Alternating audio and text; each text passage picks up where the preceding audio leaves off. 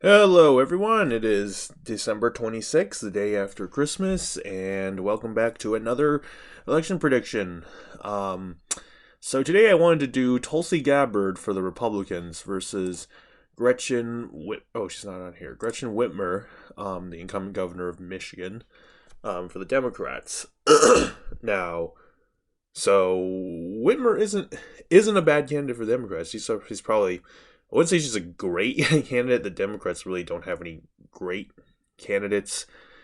I mean, and neither do the Republicans really, except for Tulsi Gabbard, in my opinion. But um, really, but Gretchen Whitmer is definitely probably one of the best candidates the Democrats can nominate. Really don't see why they still think feeble Joe Biden is the best option. Probably replace him with Gretchen Whitmer. So you have like a pretty good candidate for the Democrats, who's also has a geographical, a bit of a somewhat of an advantage, just being from a Rust Belt state and one of the crucial swing states. And she'll really need this, against Tulsi Gabbard, who's a phenomenal candidate for the Republicans. I mean, for anyone, and who's probably going to crush it in the Rust Belt. So she might be able to offset some of it, but will it be enough? Let's see. So, start off. Debating whether we should start off with Michigan or not. I don't know. The safe Republican states. Utah, I think, is going to narrow up because I think a lot of the generic conservative states will narrow up significantly. I don't know if it will get below 10. For the record, I'm doing safe is above 10, likely is above 5, lean is 1 to 5, tilt is 0 to 1. Yeah, I still have this cough. I've had it for like the past month. Who knows when I'm even going to recover from it. I had coughs for like 7 weeks in a row before. Iowa, Ohio, safe, obviously. Um, they love populist people. These are not conservative states. These are populist states. And so is Wisconsin. It's a myth that Wisconsin's the most conservative state in the Rust Belt. It just is not. It is the most populous state. During the Obama years, it was actually more populous. It was more Democratic than Pennsylvania. It was bluer than Pennsylvania. Yeah. Pennsylvania was redder than Wisconsin during those years. And it's because Obama was back then the Democrats were populist. In 2016 when that turned around, they flipped. I mean they traded positions relatively, and they and even during the 2004 when neither of them were really that populist, it was kind of like today with Wisconsin being redder than Pennsylvania. Um, yeah, so let's get into it. Oh, Maine's second district. Let's also crush it there. So let's go this way. Say, then I think Gretchen Whitmer would do what? She might she'll do decent in the first district, but I think she'll regress a bit because a lot of progressives in Maine, a lot of people in urban areas might switch their votes to Tulsi. But I don't know. Still, Gretchen Whitmer is a pretty good candidate, so I don't know which way the state would go. Like, I'm tempted to put it as tilt red, but I already put that, as, in the, Tulsi versus like Biden or a weaker candidate. So I'll put Maine at large as a true toss up. New Hampshire, though, I still think, even with against Gretchen Whitmer, I think Tulsi has a lot of appeal there, and so New Hampshire would go lean red. Vermont would narrow up significantly. There's a lot of progressives here. And since Tulsi will be running to the economic left of Gretchen Whitmer, it forces people into a lot of conundrum.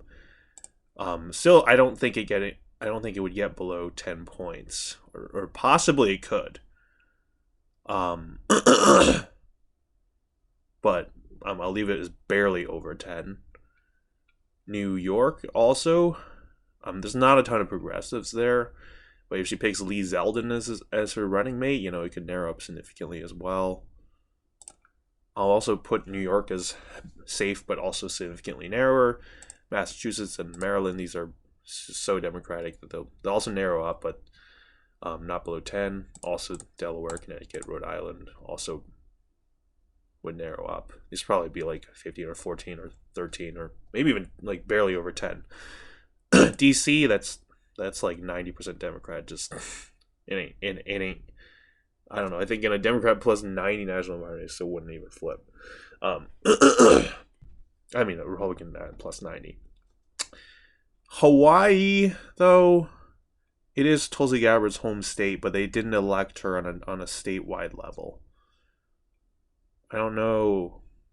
Would it get below 10? It would probably just be barely above 10. Texas, I see Tulsi regressing a bit here.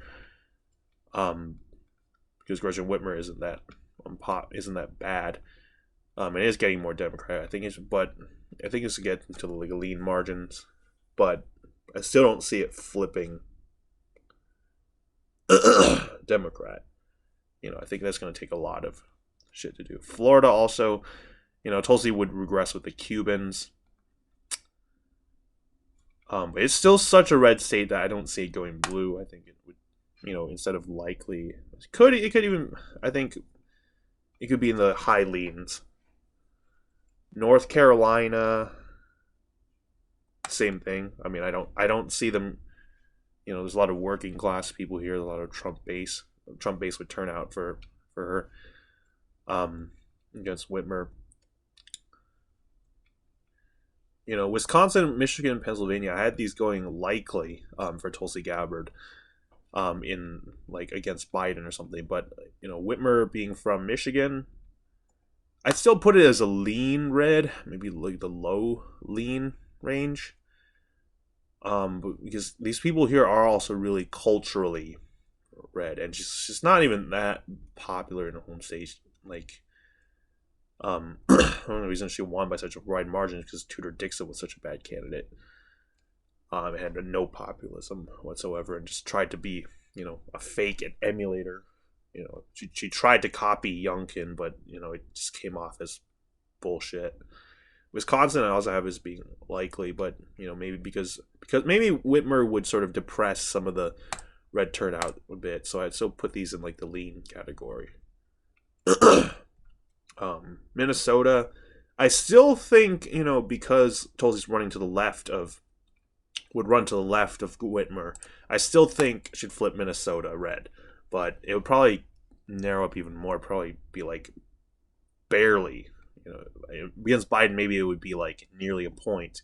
Maybe against Whitmer, it would be like, I don't know, 500 votes out of like, I don't know, like a Florida 2000 margin or something like that, or just very close to zero.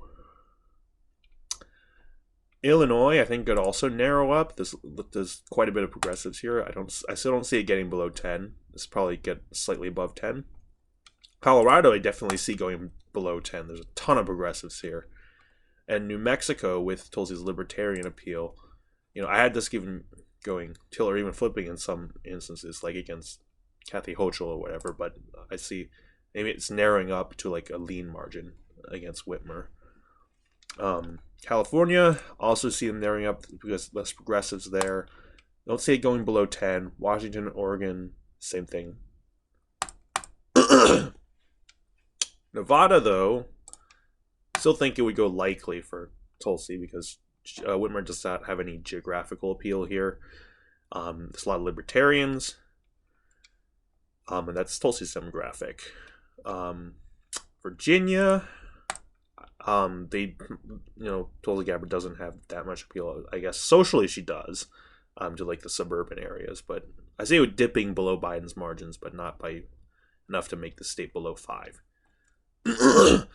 Now, the rest of these states are true toss-ups, I'd say. Arizona, Nebraska second, and Georgia. I mean, if she really plays into the whole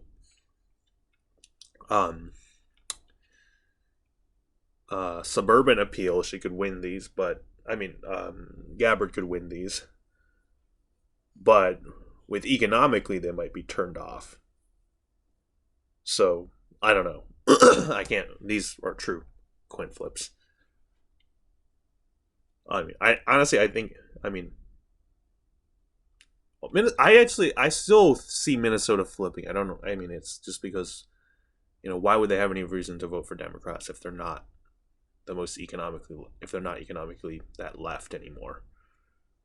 Um, so I don't know. I'd be pretty fucking disappointed if Minnesota didn't go red for a real populist Republican like Tulsi. Not a fake populist like Trump or non-populist like Zelton or DeSantis or Youngkin or whatever. But yeah, I still think Tulsi Gabbard is definitely the strongest candidate because just because of her sheer Rust Belt. She might regress a bit in the Sun Belt, but the Sun Belt is pretty much gone anyway. So, and you really need the Rust Belt to do well in this day and age. So yeah, I have Tulsi Gabbard winning with she might even do more than 300, but at least 299 electoral votes, and Gretchen Whitmer losing. Both candidates losing their own home states, ironically. But yeah, this is my prediction. Thank you all, and I'll see you later.